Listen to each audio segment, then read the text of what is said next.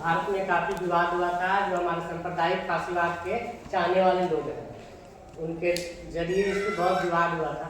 तो जब भी ऐसे दौर आएंगे इस देश में, इस मुल्क में या इस मुल्क के बाहर या दुनिया के किसी ममालिक में, जब भी ऐसे दौर आएंगे और जब भी फैज़, तो उस समय फैज़ याद आएंगे। फैज़ सिर्फ क्या कहते हैं कि भारतीय उपमहाद्वीप के ही एक बड़े इंटेलेक्चुअल नहीं थे, बल्कि पूरे विश्व में जाने माने चेहरे थे। और शायद एशिया के पहले वो थे जिनको लेनिन पुरस्कार मिला था, और उसके बाद लोटस जैसे सम्मान भी उनको मिले, जिसमें गस्सान कनकानी, भीष्म साहनी और महमूद दरवेश जैसे लोग भी शामिल थे जिनको लोटस प्राइज मिला था।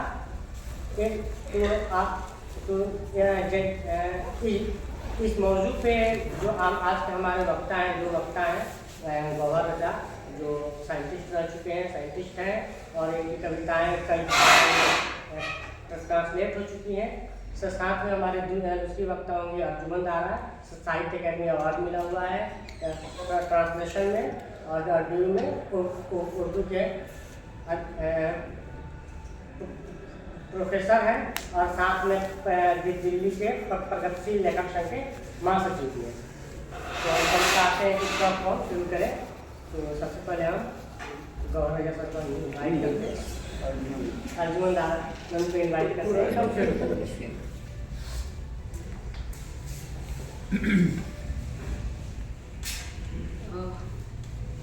आप सबका बहुत शुक्रिया संतोष, शुक्रिया। और JNU में याद करने के लिए, बुलाने के लिए हमेशा अच्छा लगता है आगे। वक्ता मैं बिल्कुल अच्छी नहीं हूँ और ज़्यादातर मना कर देती हूँ, लेकिन मुझे मालूम है JNU को मैं मना नहीं कर सकती तो और फैज़ को याद करने का मौका है। और हम सब जानते हैं, आप सब जानते हैं कि फैज़ के लिए जिस मोहब्बत से फैज़ की नज़्में पढ़ते हैं गौहर रज़ा साहब, बल्कि मैं तो ये कहती हूँ कि फैज़ के मिजाज को, फैज़ के जज्बे को इन्होंने जितना इंटरनलाइज किया है, तो एक तरह से शायरी भी उसी के इर्द गिर्द मतलब पता चलता है। आप गौहर रज़ा साहब की नज़में सुनिए और आपको पता चलता है कि हाँ फैज़ से कितना मुतासिर है, उस आइडियोलॉजी से जिसमें फैज़ यकीन करते थे। तो एक ही आइडियोलॉजी के हैं, जाहिर है वो जज्बा ज़्यादा मुखर होके नज़र आएगा। तो बुनियादी तौर पर मैं तो यही सोच के आई हूँ कि आपको सुनना है। मैंने कुछ नज़में सेलेक्ट की सिर्फ ये सोच के कि जब हम आज के समय में फ़ैज़, आज के दौर में फ़ैज़ पे बात करते हैं, तो सारे अल्फाज अधूरे हैं अगर हम फ़ैज़ की नज़में ना पढ़ें। और जब अगर फैज़ की नज़्म पढ़ ली तो पता चलता है कि हाँ आज के दौर में वो कितना रेलिवेंट है। उस पर बात करने की ज़रूरत ही नहीं पड़ती है अगर हम फैज़ को अच्छी तरह से पढ़ते हैं। तो इसलिए कुछ नज़मों के हवाले से कुछ बातें रखूँगी। अभी पिछले हफ्ते उदयपुर में मेडिकल कॉलेज में, RNT मेडिकल कॉलेज में फ़िल्म फेस्टिवल चल रहा था। उस फिल्म फेस्टिवल को डेडिकेट किया गया था फ़लस्तीनी बच्चों के नाम। वहाँ RSS के लोग पहुँच गए प्रोटेस्ट करने के लिए और उसको प्रोग्राम को रुकवा दिया। तो ये सोशल मीडिया पे ख़ासी गर्म है ये ख़बर, लेकिन ये होना यानी शॉकिंग इसलिए है कि संघ परिवार अपनी अमानवीयता की किन हदों को पहुँच चुका है। ये सोचने की बात है कि जहाँ जेनोसाइड चल रहा है, जहाँ बेशुमार लोग मारे जा रहे हैं, जिसमें बच्चों और औरतों की तादाद बहुत ज़्यादा है, उनके साथ हमदर्दी रखने के जज्बे को भी आप नफ़रत करते हैं, क्योंकि आपके ख़्याल में वो कोई मुस्लिम मुल्क है और वो मुसलमान रिप्रेजेंटेटिव हैं, वहाँ की ईसाई या वहाँ की यहूदी आबादी, ज़ाहिर मरने वालों में सिर्फ मुसलमान नहीं होंगे, वो मिली जुली आबादी का इलाका है। लेकिन आपकी नफ़रतों का ये आलम है कि आप उनके नाम डेडिकेट किए हुए एक फेस्टिवल को भी रुकवा सकते हैं। तो ये जो लिगेसी है प्रोटेस्ट की, उसको ताज़ा करते हुए फ़लस्तीनी बच्चों के लिए हमको ज़रूर फैज़ को याद करते हुए उनकी नज़्म को पढ़ना चाहिए। ये अपने आप में स्टेटमेंट है कि हम आपके रिजेक्ट करते हैं, आपकी अमानवीयता को, आपकी संवेदनशीलता को रिजेक्ट करते हुए फैज़ की नज़्म जो है फ़लस्तीनी बच्चे के लिए लोरी। मुझे मालूम है ज़्यादातर लोग जिन्होंने फैज़ पढ़ रखा है नज़्म ज़रूर पढ़ी होगी, फिर भी मतरो बच्चे रो रो के अभी तेरी अम्मी की आँख लगी है।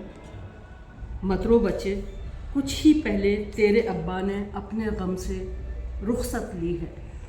मारे गए हैं, बच्चा अकेला बचा है।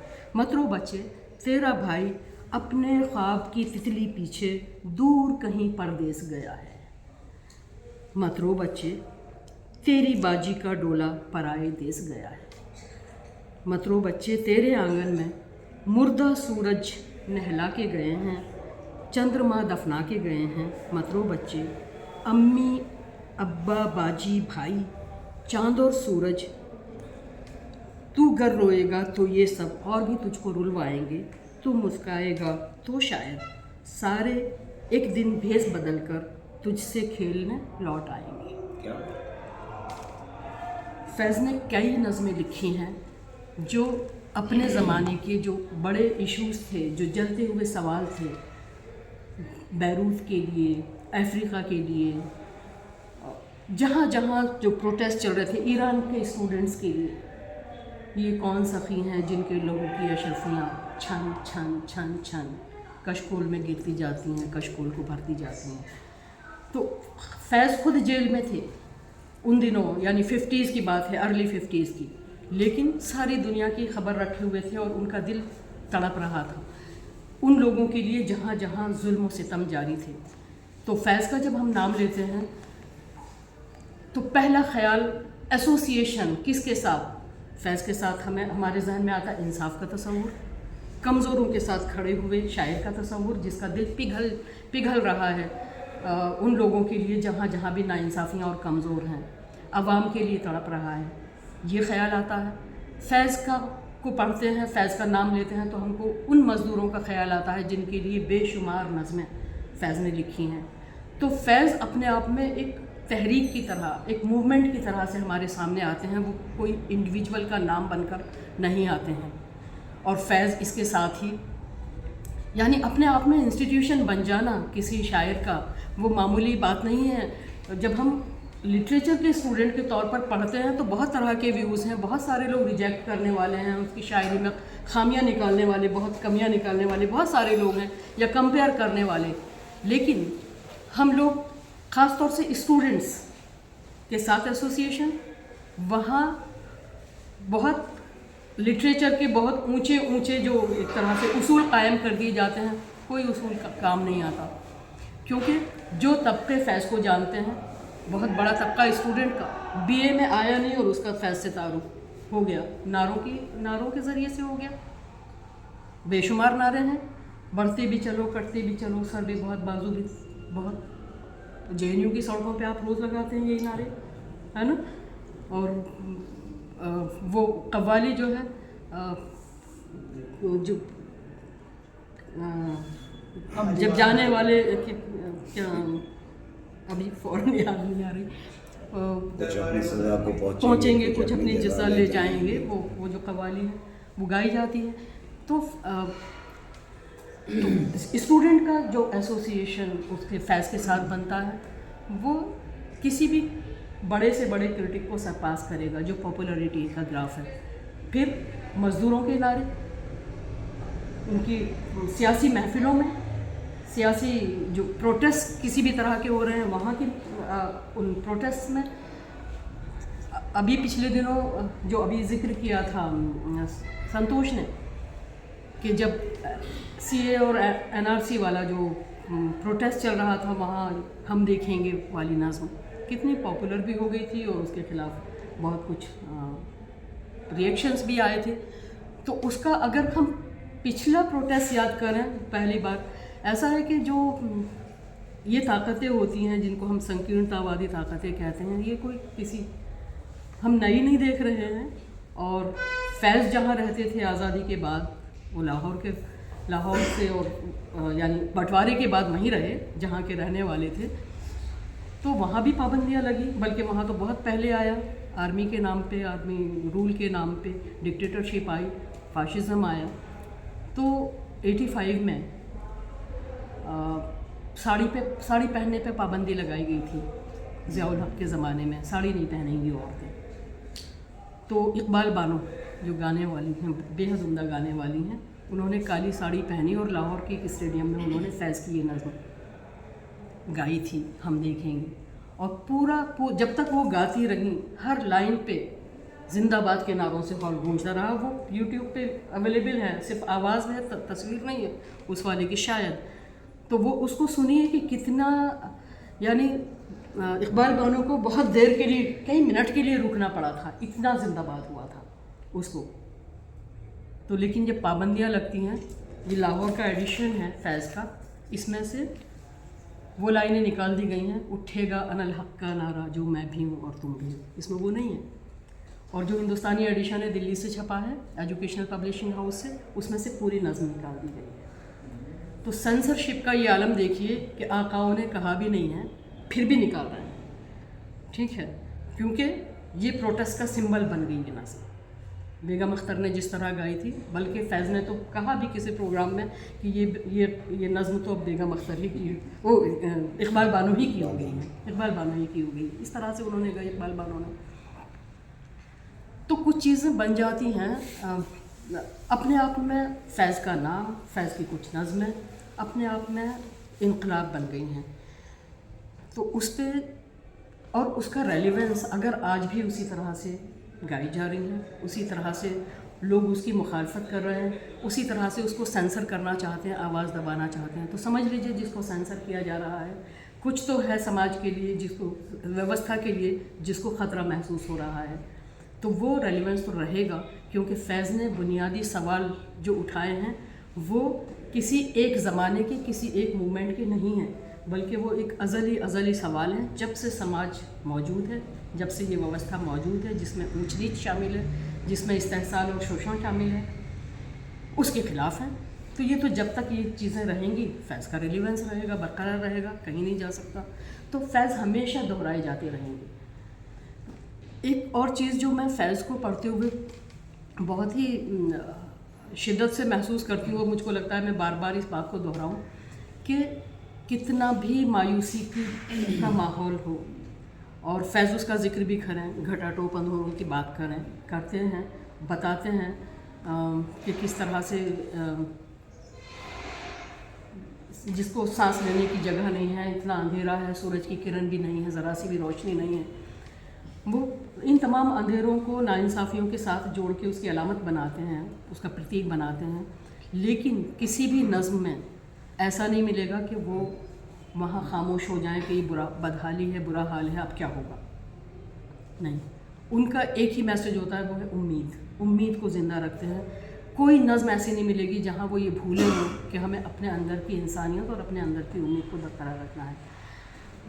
बहुत सारे लोग ये कहते हैं, उर्दू के क्रिटिक भी इस बात को कहते हैं कि फैज़ का यहाँ इनकलाब इतना नहीं है, और ये कि वो बड़ा मध्यम लहजे का और गज़ल के अंदाज़ का और बड़ा रोमानी किस्म का शायर है। तो अली सरदार जाफरी भी कह देते थे कि फैज़ का, हाँ, कि लेकिन आइडियोलॉजिकल स्टैंड जो उनकी नज़मों में होता है, जो पैगाम उसमें छुपा हुआ होता है, लहजा धीमा है, क्योंकि लहजा गज़ल का हो सकता है, उसमें बहुत म्यूज़िक हो सकता है, तो वो तो उन्होंने उर्दू शायरी की रिवायत से और गज़ल की रिवायत से लिया है। वो सौदा को, मीर को, सबको बहुत पसंद करते थे, उनको पढ़ते थे, उनके अल्फाज, उनकी लफ्ज़ियात और उनका शायरी का डिक्शन वो क्लासिक की रिवायत से कटा हुआ नहीं है, उसी में रचा बसा है। लेकिन मीनिंग उन्होंने नए दिए हैं, मीनिंग उन्होंने सियासी दिए हैं, मीनिंग उन्होंने कंटेम्प्रेरी कर दिए हैं उन्हीं अल्फाज को, उनको अलामतों का, प्रतीकों को उन्होंने नए मायने दे दिए हैं। तो इसलिए उनकी रेलेवेंस कंटेम्प्रेरी हो जाती है पूरी तरह से। तो वो पैगाम आपको बिटवीन द लाइन पढ़ना है फैज़ की शायरी में। ये नहीं कि उसके लहजे में इतनी नरमगी है, ये तो बिल्कुल लग रहा है कि इश्क या गज़ल कह रहे हैं, लेकिन आइडियोलॉजी को वो नहीं भूलते हैं, उनको किन के लिए बात करना है। तो कहाँ इश्क है और कहाँ इनकलाब है तय करना मुश्किल हो जाएगा। एक ही शेर में से आप इश्क भी ढूंढ लेंगे, उसी में दूसरे माने इनकलाब के भी आ जाएंगे। तो ये फैज़ की, मुझको लगता है ये अज़मत है कि वो पर्सनल लाइफ को और जो कलेक्टिव लाइफ है اس کو دونوں کو ایک ساتھ جوڑ کے چلتے ہیں. ان کی اپنی شخصیت لوگوں کی اجتماعی زندگی سے الگ نہیں ہے. اسی طرح اجتماعی غم ہے، جو سارے لوگوں کا دکھ ہے وہ ان کا ذاتی دکھ بن جاتا ہے. تو یہ چیز ملا لینا یہ فیض کی خوبی ہے. اور جو دوسرے جن کو وہ مخاطب کرتے ہیں، میں ایک نظم اور جو پڑھنا چاہوں گی، وہ سرے وادی سینا جو ان کا انتصاب ہے اس میں سے کچھ حصہ.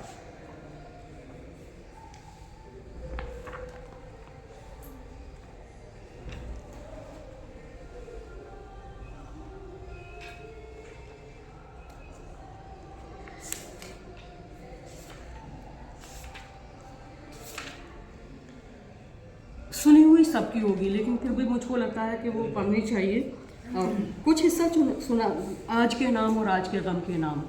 یوٹیوب پہ سنیے گا، کیا نام ہے، نصیر الدین شاہ نے بہت ہی اچھے انداز میں پڑھی ہے، ایکسپلین بھی کیا ہے، موجود ہے وہاں. آج کے نام اور آج کے غم کے نام. تو وہ انتصاب کہتے ہیں ڈیڈیکیشن. اپنی کتاب کو ڈیڈیکیٹ کیا انہوں نے بہت سارے لوگوں کا. آج کا غم کہ ہے زندگی کے بھرے گلستاں سے خفا، زرد پتوں کا بن، زرد پتوں کا بن جو میرا دیس ہے، درد کی انجمن جو میرا دیس ہے. کلرکوں کی افسردہ جانوں کے نام. اب دیکھیے کس کس کو یاد کر رہے ہیں. کلرکوں کی افسردہ جانوں کے نام، کرم خوردہ دلوں اور زبانوں کے نام، جن کو کیڑے کھا گئے ہیں، جن کے گھن لگ گیا ہے، جن کے دلوں میں غموں کا، ان کے پوسٹ مینوں کے نام، تانگے والوں کے نام، ریل بانوں کے نام، کارخانوں کے بھوکے جیالوں کے نام. بادشاہ جہاں والی ماسبہ نائب اللہ فی الارض دہقاں کے نام. یہ بہت لمبی ڈیڈیکیشن ہے جس میں سے میں پڑھنا چاہتی تھی. اسٹوڈنٹس کے لیے ایک حصہ ہے.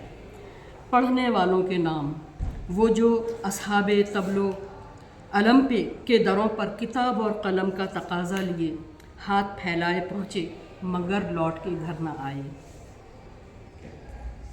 مجھ کو یہاں نجیب یاد آیا جو اپنے گھر کبھی نہیں، انہی گھٹا ٹوپ اندھیروں میں کھو گیا. کون سی قوتیں تھیں جنہوں نے اس کے ساتھ یہ کیا کہ وہ پڑھنے نکلا تھا، امید لگائی تھی کہ اس کو ایک اچھا مستقبل ملے گا، اسی کیمپس سے غائب ہوا ہے.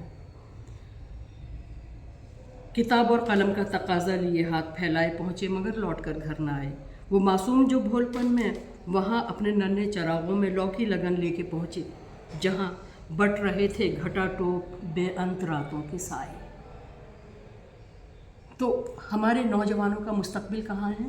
پڑھ رہے ہیں، بڑی بڑی ڈگریز لے رہے ہیں، چپراسی کی نوکری کے لیے کتنی بڑی بڑی لائنیں لگتی ہیں جس میں ایم ایس سی کیے ہوئے لوگ، پی ایچ ڈی کیے ہوئے لوگ، چپراسی کی نوکری مل جائے. یہ بے روزگاری کا عالم ہے. کن کے دروازوں پر لائن لگائی ہے؟ تو فیض کہاں ریلیونٹ نہیں ہے؟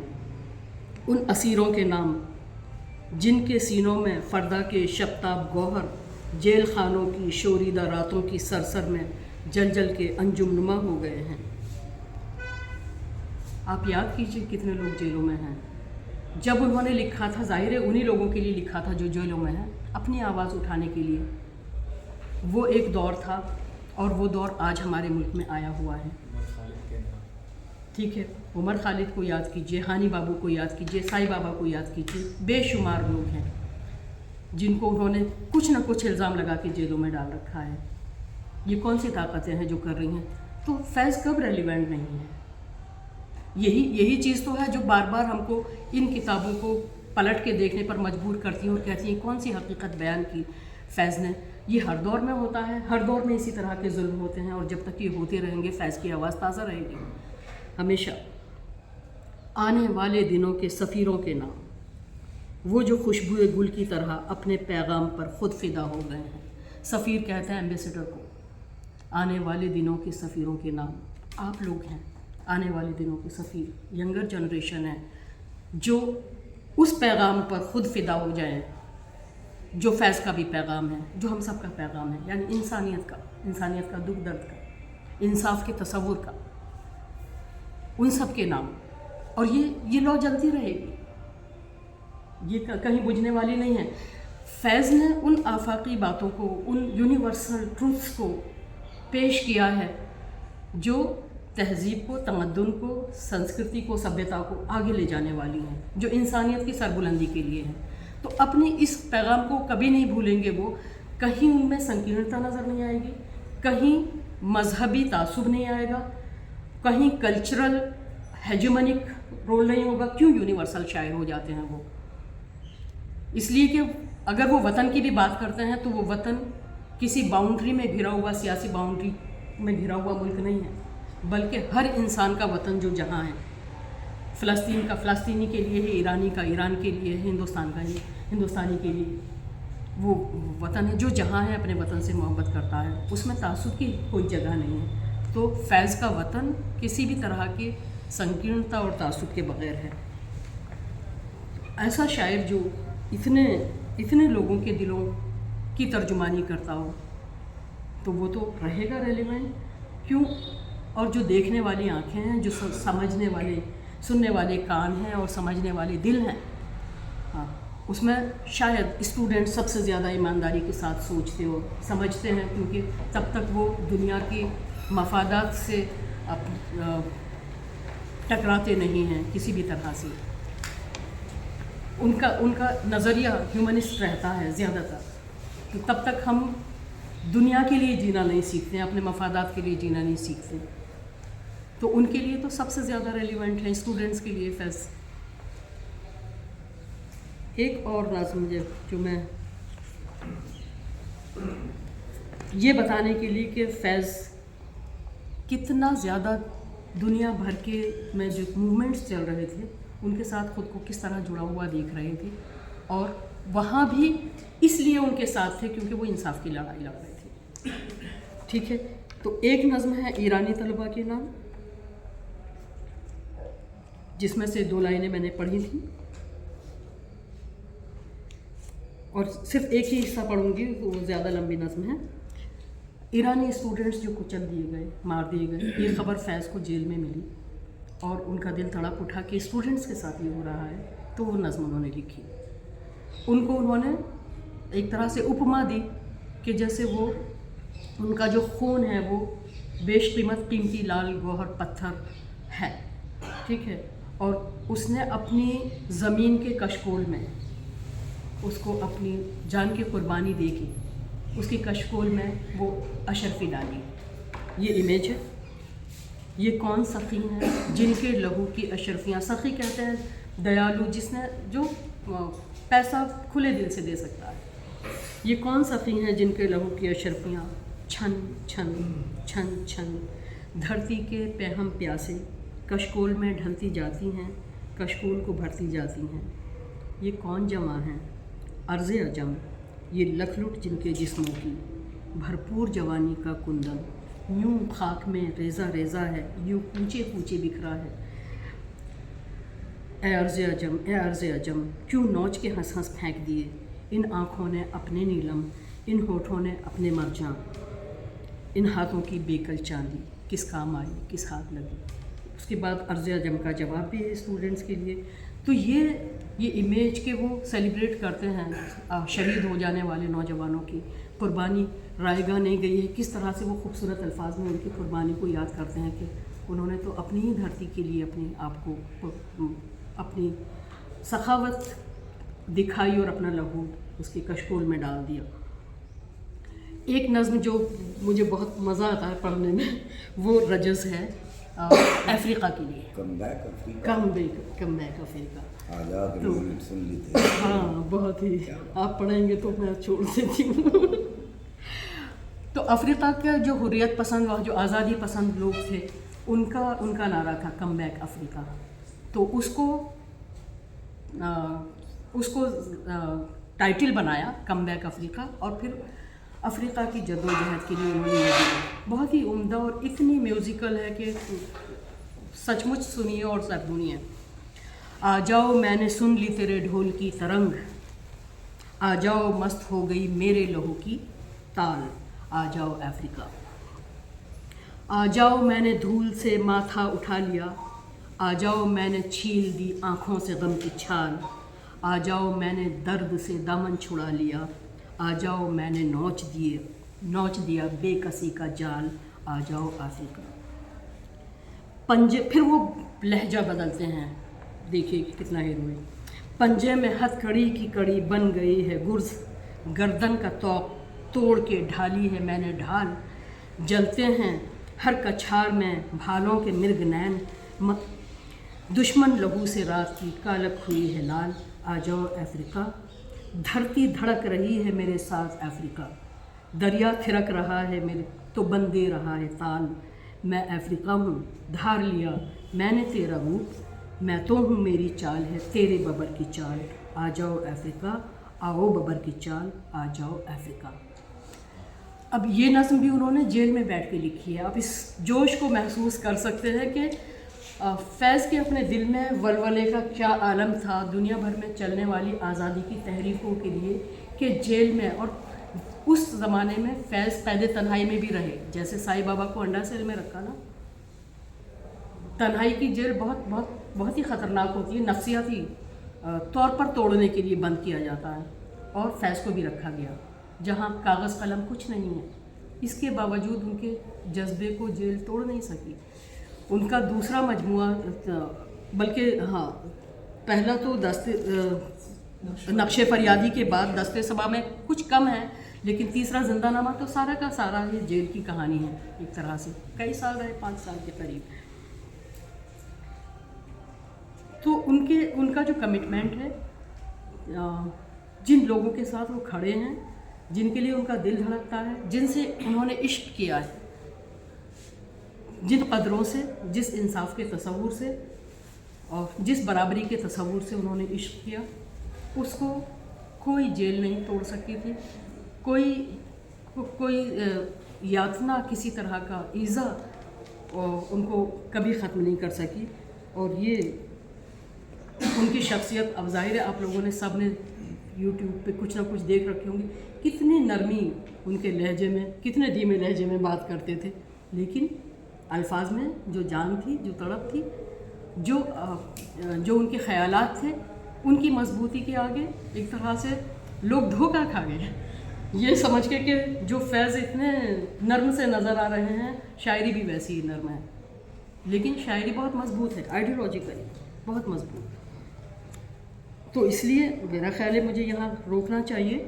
मैं चाहती थी वैसे तो कुछ जो उनकी इश्क या शायरी के कुछ अशार, गुलों में रंग भरे बादे नौ बहार चले चले भी आओगे, तो जो शुरू में मैंने बात कही थी कि उनके लिए इश्क और इनकलाब दोनों अलग अलग नहीं हैं, दोनों साथ साथ चलते हैं। इंसानी जज्बा है, इश्क भी करना है, और वो भी इश्क है, यानी फ़र्द से, एक इंडिविजुअल से इश्क, वो भी इश्क है, और आप अपने लोगों से, अपने मुल्क से, अपने समाज से, अपने जिनके लिए आप अपनी आवाज़ उठाना चाहते हैं, बुलंद करना चाहते हैं, उनसे भी इश्क है, और दोनों को वो मुख्तलिफ समझ कर नहीं देखते हैं। इसीलिए उनकी शायरी बहुत अपील करती है। बहुत शुक्रिया।